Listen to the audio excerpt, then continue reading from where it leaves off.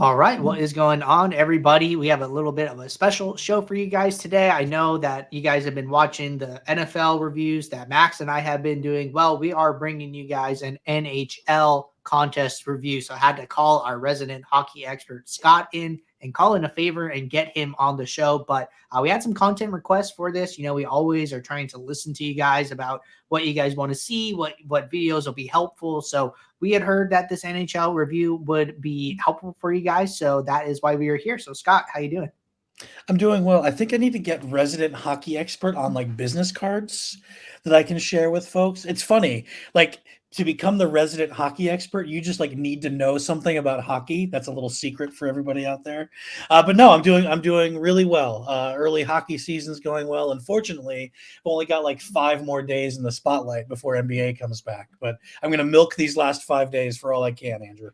Yeah, then you're gonna have to wait till NBA All-Star break. But hey, we'll Yeah. get you a coffee mug to match your world's best boss with a Oh, resident hockey expert, yeah. and you should be all set. But with that said, we're going to get SaberSim pulled up here. We're going to walk through 2 contests today. We're going to walk through, these are from October 17th here, and we're going to look at the big spin-orama and the flagship kick save here. So going with a little bit higher stakes, a little bit smaller field, a lower number of max entries here, and then a basically like flagship large field 150 max contest. Going to compare the two here. But let's jump into the spinorama. So I have this up.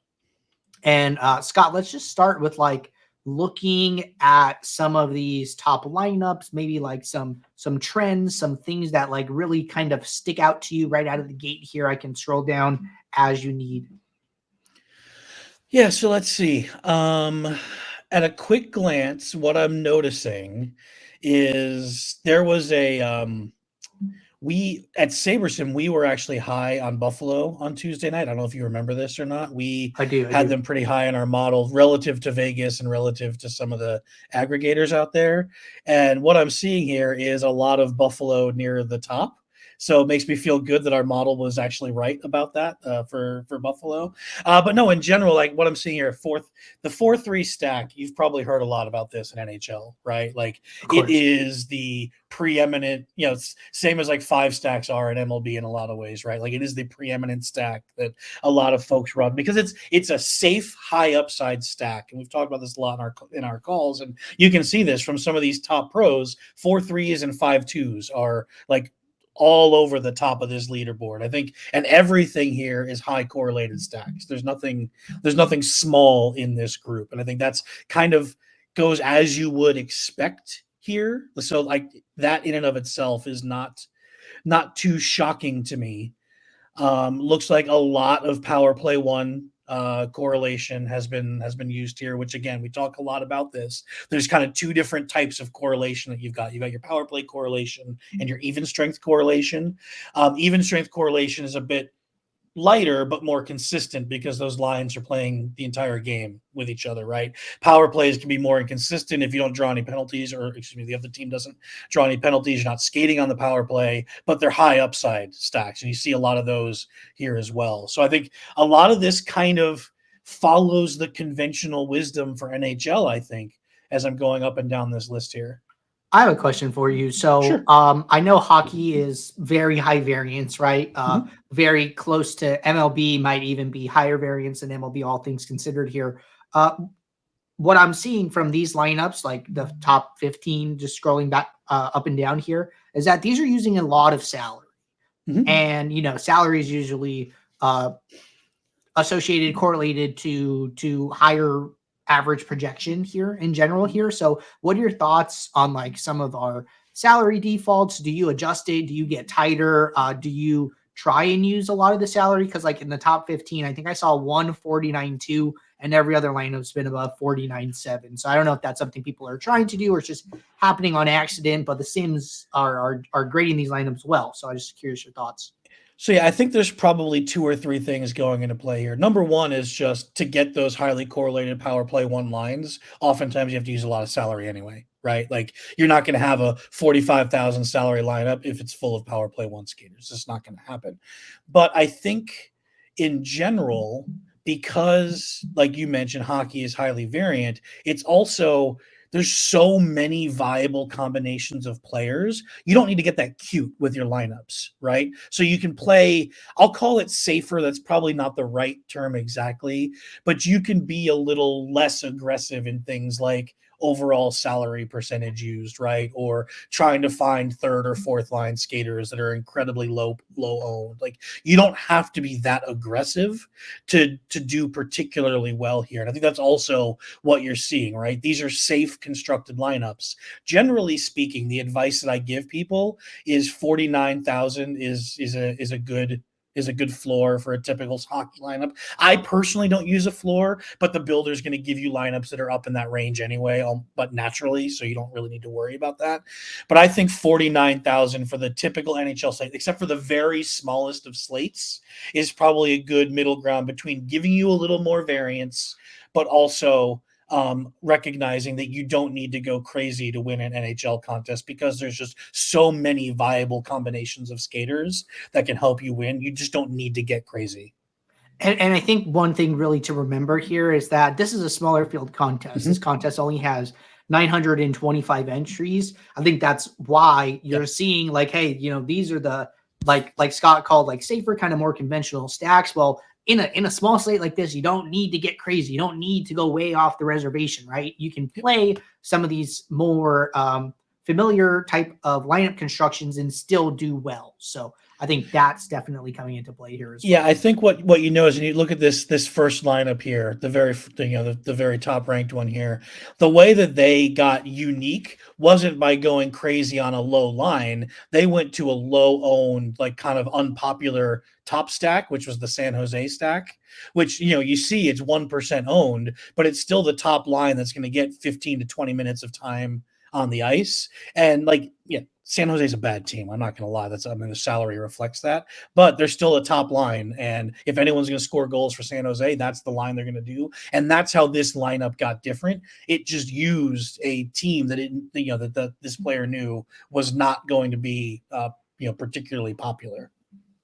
What do you think of that strategy overall? I think I'm seeing that like a little bit here. Is like from some of these lineups. This second lineup is like pretty chalky overall here, just with like a small lower owned 2 stack. But I see it over here in this Eric Mall lineup with is this Dallas here? Yep, that's Dallas there. Yep. So then you see in like a 4 stack. Is it 4? Oh, it's 3 in the goalie, but the 3 skaters are all, correlated. They're low owned. And it's something that we've seen a lot in NFL here is like, hey, these low owned stacks, but the players are correlated. So if they're all going to get there, they're going to kind of get there together. Right. So I'm seeing that trend. Is that something that you're normally looking for in your own lineups, or something you see across lineups in your contests? I don't go out of my way to try and force something like that to happen, but it does happen naturally quite a bit, because there's a lot of upside in those stacks, right? Like the Dallas one you were just looking at, I think is a great example. That Dallas first line is a really good line. It's really good. I think one of the reasons they were so low owned on Tuesday, twofold actually. One, they were playing at Vegas, and Vegas is a very good team. So players just don't like to play against really good teams, which is for NHL is kind of silly. But also there was a question on whether Rupe Hintz, the starting center on the first line, was going to play Tuesday night. So I think that probably pushed people off of Dallas even more, because that's a lot of salary that you might have lost out on because it was a late game on the slate. So I think Eric Mall probably took advantage. He doesn't have Hintz specifically in his lineup, but took advantage of that, the field probably avoiding it entirely because of that question on who was actually going to be playing for Dallas on Tuesday night. I do like that little nugget you dropped of like, people usually don't like to play against good teams, which is silly, right? So if like you're at home, you're watching this video, taking notes, like, hey, maybe that's something you think about, in future slates, and trying to get add in some game theory, and not follow the conventional wisdom. I think that when a situation makes you a little uncomfortable, you're not sure, I think you should really try and lean into that in DFS specifically. Yeah. But all right, so getting some ideas here from the top lineups. We're going to hop over to users now, and we're going to look at anybody basically who backs this contest, and we are going to see who graded out best in our Sim ROI. So looks like 27 was the max here. I'm going to set a filter for 27, and then I'm going to sort by Sim ROI. Look who it is, Eric again. So not only did he have one good lineup, which was that third one, but he put together a solid portfolio of lineups here. So don't have to go and look at his lineups again, but let's, look at some of his characteristics, I would say, of his lineups here and try and get some takeaways. Oh, interesting. So, tell me what you're seeing. I like this because this looks more like the way I typically build, frankly, because it's not like it's still concentrated high on 4-3 stacks at the top, right? But it's not at the same percentage as the rest of the field. The field is usually around 40 to 50% 4-3 stacks, given the slate size. He is a little more they are a little more spread out. So you see here, the field came in at about 41% 4-3. Yeah, and if you add the 3 threes below that, so something /3, it's over 50%. Eric Mall here spread it out a little bit more than that and has a lot of unique stack types here, which I really like because I think that's a way that you can kind of play against the field a little bit. If the field is going to be very rigid in its construction and have a lot of 4 threes and 3 threes in there, you can play the exact same players the rest of the field is playing, but in just a slightly different combination and give yourself a little bit of edge. Sure, sometimes it's going to fail because the 4-3 just ends up being, like I said, that safe stack, right? But I really like this that they aren't leaving or that they're giving themselves a little bit of wiggle room to try some different things in their stacks here. I don't love the 4x2 or the 2x4, I guess I should say, that he ran, but I just don't like that stack construction. That's basically a parlay at that point that you're trying to hit. But no, I think this is really interesting. Like being a little bit safe at the top, but giving yourself a little bit of room to experiment a little bit. I would love to know what the team constructions in his stacks are too, though. So, okay, so this is a player who obviously looks like they are going against the grain and playing very contrarian also. Their top stack is Arizona, that is a bad team that had a low implied goal total that night. Carolina is another team that's they're okay, they're good. But I wouldn't say they were like anywhere near the top of the slate for Tuesday night, where we had 4 goals. So actually, maybe they were a little bit higher than we expected. But Nashville's not very good. You saw the Dallas that he had a 1% owned, so went against the grain there. So it looks like that was essentially the strategy here, right? Was to mix a lot of under-owned or teams that the field would likely be off of. Along with the Carolina, which was a 4 implied goal total team. Minnesota was, I think, 3.6, but a lot of low owned stacks here. I thought the point you made about like the stack types was particularly interesting, right? I think it's something that we talk about in MLB in like a slightly different way. So it's like, hey, how can you play a 5 stack of a chalky team? Well, you got to put different pieces in there that not just hitters 1 through 6, right?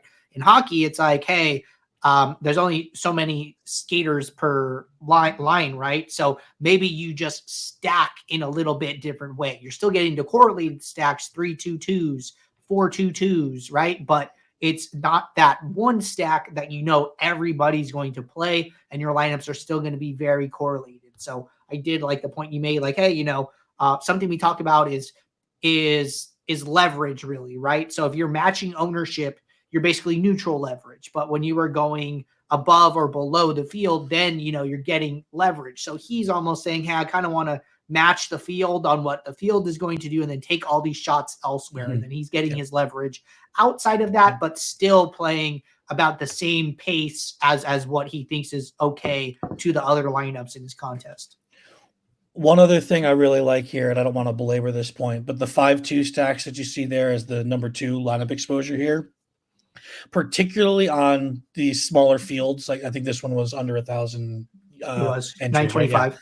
Yeah. So I think in general, I like them a lot. In these smaller fields, I like them even more because, again, they're very similar to the 4-3s, but they give you, especially if you've stacked really well correlated with your 5, they give you 5 shots at that line that goes crazy. And generally speaking, 3 or 4 of them are the ones that are going to get you the big points.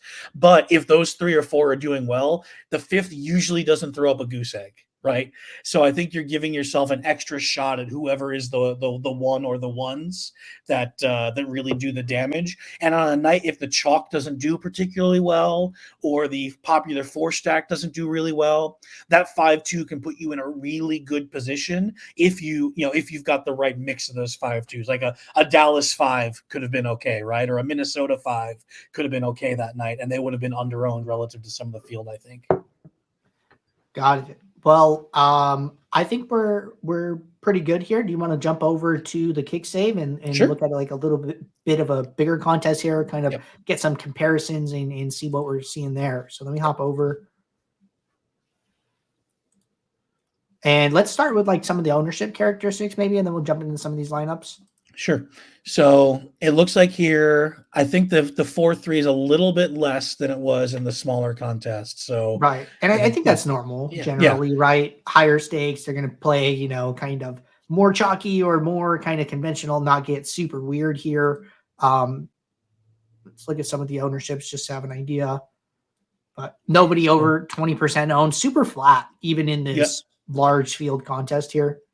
And I think that's fairly typical. I think the one that is interesting to me is those two top centers, McKinnon and McDavid, both of them coming in under 20% is interesting to me, more because of trends from last year, where if either one of them were on a slate, one would usually crush ownership. I'm wondering if maybe because they were both on a slate, they cannibalized each other a little bit. So that's a little bit interesting to me. But yeah, this is pretty typical, I would think, of how people are building NHL lineups in 2023, which is the really spreading out their ownership and their exposures. Now, I think individuals may still play a bit more concentrated, but on the aggregate, you are seeing much more spread out ownership. And this is something we saw last year as well, that except for very rare circumstances like those players I mentioned, you're getting a lot of spread ownership. There's still a lot of ownership value at the low end that you can grab, but in general, at the high end, it's going to be very spread and generally not like one player or one goalie just absolutely crushing the ownership values there. Do you think that's I don't know, a mistake, or maybe the field is like getting too spread out, avoiding some of like the best plays on a slate just due to like this general hockey strategy that people understand like to get spread out? That is a really interesting question. And I think there are some players who are very safe to play. I used McKinnon and McDavid as examples before. Austin Matthews is another one who I would call the safe to play category, who I think can often come in under where they should, just because you can build around them in a really effective way. But your general average hockey player, probably on an 8-game slate, does not deserve to be owned any more than 15 to 20%, if that. Just because if you look at any individual player's range of outcomes, there are so many of them that are basically 0 to 3 that it kind of leads you down that path, right? But I think it's an interesting point that the field thinks it's gotten smarter to the point where it is spreading out its, the ownership to a point where maybe there is some leverage, or not leverage, but edge in just playing the good plays, right? And I don't mean to like over reduce it, but we saw on this slate, I think we saw Carolina was a 4-goal implied total. Edmonton's always going to be good. Colorado's always going to be good. Like, just play the best teams and mix and match. And I've always believed this about NHL, because there's so many valuable combinations. Yes, take advantage of the variance and mix and match and spread it out as much as you can. But there's no reason not to play good plays and to play bad plays instead, right? You don't need to go down to the fourth line skaters from the Coyotes to win a GPP. You just don't need to do that, right? So that is an interesting point. I'd like to see, as the season progresses and as we settle into more just sharp players playing after NBA starts next week and some of the casuals move out, I'd be interested to see if any of these trends change a little bit. But yeah, I think that's an interesting point that you made. Good to know. I think that's like something that we've kind of seen in like NFL with like quarterbacks, like, hey, people are just getting really spread out. And so sometimes there's just a guy that you might think is just like a great play on a slate, and the ownership's not coming in, where maybe it could or it should, if like market trends were different. So I think that, looking at, it sounds like there's like a small group of players that you think like, hey, they could probably just like come in a little bit higher on any given slate and it would be fine. And it sounds like those players are not. So maybe if, you have a list or you're very, in tune with some of the slates, you can identify those plays and possibly just play more of the best plays, like Scott said. Here's how I'll put it, Andrew. I think if SaberSim is telling me to play 40% of a player that we have at 20% ownership, even after I've done my min uniques and set up my lineups the way I want to, there's usually a good reason for that. I'm not going to artificially cap that below that after I've done all the other things I do to spread out my exposure. So I think that's probably the way I would put it. Awesome. All right. Well, we are looking at the highest Sim ROI lineups from this KickSave flagship 150 max contest here. And Scott, I'll let you take it away, but I'm looking at some stuff right off the bat here. So I'm interested to hear your thoughts before I jump in. So, I see if you want to scroll a little bit, that'd be great too. But I see like a mix of stack types, including like these stack types are all over the place, which is really interesting to me. I think each one of these first 6 is different. It looks like, or maybe there's 2, 3, 4, 2, 3, 3, 5, 2, 3, 2. Yeah, like they're all different, which is really interesting. So that's really interesting. Also, it looks like ownership is very low on most of that's these. What I saw right away. So that's again, I think you would expect that. I think you would expect lower owned lineups to perform well, especially in a large field like this when running a contest sim, because the same point we were just talking about, right? Like there are still good players on some of these bad teams, and the top lines on all these teams have 20 to 30 fantasy point potential in them. So I think that makes a lot of sense to me that they would be at the top of the ROI food chain with low ownership, especially in a huge. This is what 11,700 and 150 entries each. So that makes a lot of sense. I mean, 54% ownership on an NHL lineup is incredibly low. I think that's the one we see here, and 32% in the second one here. Is crazy. That's wild to me. Also, I think the Vegas ownership is the thing that's really crazy that they were so low on that slate. I mean, maybe that's what's driving that. But yeah, that is so low for any contest. I think that's really, really interesting. And again, I wouldn't go out of my way to play ownership that low.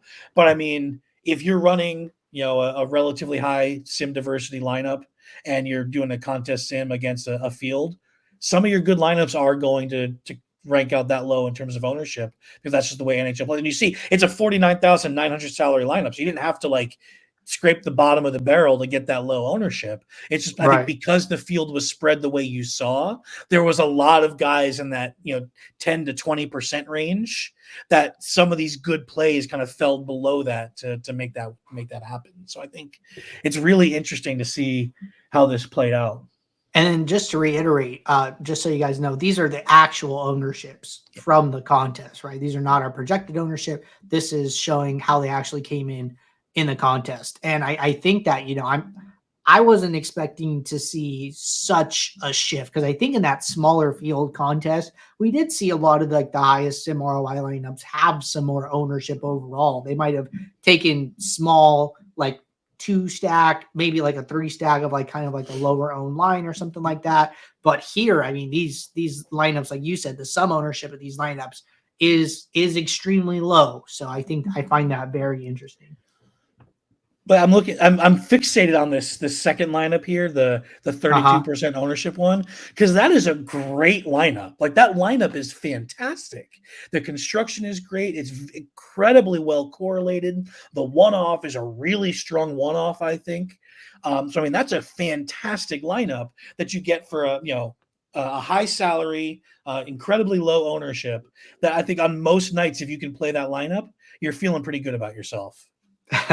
Right on. And then let's jump over to our users here, and we'll look at some of the maxers for this contest. So 150 max here. I'm going to sort by Sim ROI. And it looks like a familiar name to some of you guys in the DFS ecosystem. Garns, multi-sport pro here, and let's jump into his portfolio characteristics.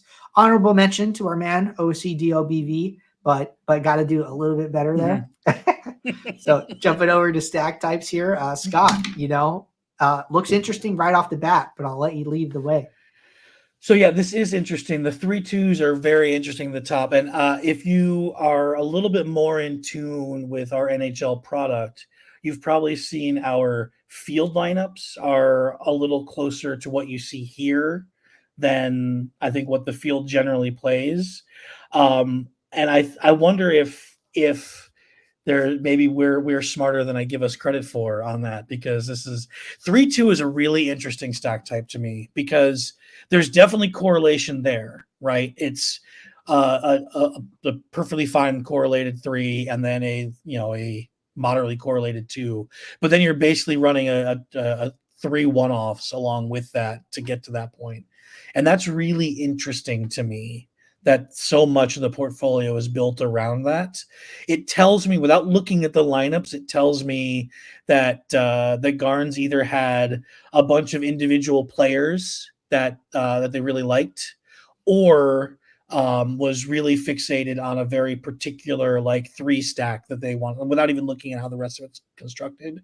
So what have we got? We've got here, okay, Martin H is from Carolina, way over the field.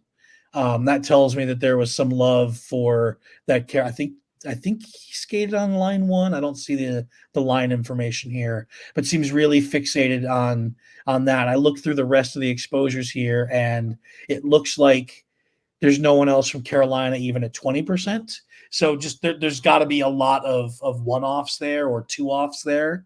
So it tells me that just really loved the highest implied goal, or second highest, I should say, implied goal total on the slate, which was Carolina. That looks like what this is, right? It's a play for who you think is going to score the most goals, or and not fighting the conventional wisdom about the slate, essentially, is what I see here. Yeah. And I'll say that, a couple things that stick out to me is some of the high leverage points, like you talked about, a 5% player, 35% owned, and 8% player, about 23% ownership in their lineups, right? So taking some big stands here, but then also, being okay playing above the field, right? We saw nobody more than 20%. There's probably eight-ish players here, over 20%. So definitely okay taking some big stands and taking some stands on one-offs or players that they just think are overall better here. But I'm going to jump over to the team information as well and let you dive into it. Yeah, so again, I think we see similarly to some of the other plays from the other slate that we were looking at.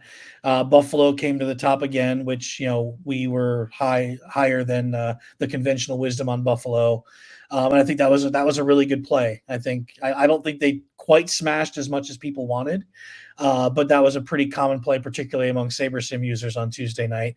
Carolina, again, high implied goal total. Minnesota, high implied goal total. It almost looks like we're following pretty closely the implied goal totals, at least until you get to Nashville, because you got Colorado at 3.5, Minnesota at 3.6. So yeah, I'm honestly, it looks like this is a strategy that just leans into who's expected to do well and just trying to be unique within that construction. Which I think is a great way to approach an NHL slate for all the reasons we've already talked about. Right, this isn't a construction that's trying to again, Arizona's at 12%, so that's a low own, or a low own team that maybe you're trying to take advantage of. But general across the board, this is good plays that the Garns is just trying to construct a little bit differently than the rest of the field is. I have one question for you. So since, ownership is generally so spread out in these tournaments, does that kind of make it even more of a reason to just lean into some of these goal totals and play some of the better teams, because that the ownership is going to be spread out, or people are going to be getting different in other parts of their lineup, that you don't need to do that? Or is hockey so high variance that, even a goal total might not be standing on a very secure foundation? I'll put it this way. I would not fade a high goal total in the similar way that you might fade a high projected runs total in MLB or a high points total in NFL for those same reasons. I wouldn't necessarily boost one either, but I wouldn't fade one. If the data is telling me that Carolina is a good play or Buffalo is a good play, and even if we think the field knows that, there's no reason, I think, to artificially fade any more than, again, your own risk aversion strategy would tell you to whether it's through min uniques or a custom metric for ownership or whatever it is that you do. I would say there's no reason to fade beyond that. If you told me that you were going to lean into Buffalo or Carolina more, I think that's a totally valid strategy. But again, because of the way you saw the ownership spread out, you only needed to be at 25% Buffalo to be above the field, right? Like, so you don't need to go crazy to do that. So I think you can make those stands without having to actually like purposefully make the stand, if that makes sense. You don't have to go out of your way to make the stand. It might make the stand for you if you don't do anything else to it. Gotcha. Well, Scott, I'm good here. Is there anything else that you wanted to look at, or? No, I think this was I didn't know what to expect because I actually did not look at these slates really particularly closely at all before we got in here. I think a lot of it played out similar to what I would have expected, that the field was, very condensed around those kind of stack types that we've always talked about, but that the lineups that rose to the top had one of two characteristics, right? Either they were uniquely constructed or they leaned into low-owned, high upside plays. So I think that, like, there's no rocket science there, right? But I think it was interesting to see how that played out. And again, I would love to do this again in like a week or two. At least I'll do it myself in a week or two after NBA starts to see if there's any changes to how the field is playing. Once we settle into just kind of like the NHL grinders who are insane people like me. But yeah, I think this was very interesting, and I glad we got to do it. No, this was a ton of fun. Definitely learned plenty about NHL myself today. I hope that you guys watching all got some good nuggets or pieces of information, or even just learned like how to use the tool and what to look for. That's like another reason we do this. So you guys can see how we're using Contest Flashback, learn to adapt it to the contest that you're playing, and then try and figure out some takeaways there. But this was a ton of fun, Scott. We'll have to do it again sometime, but thanks for your time, and we will see you all. Take care. See you guys.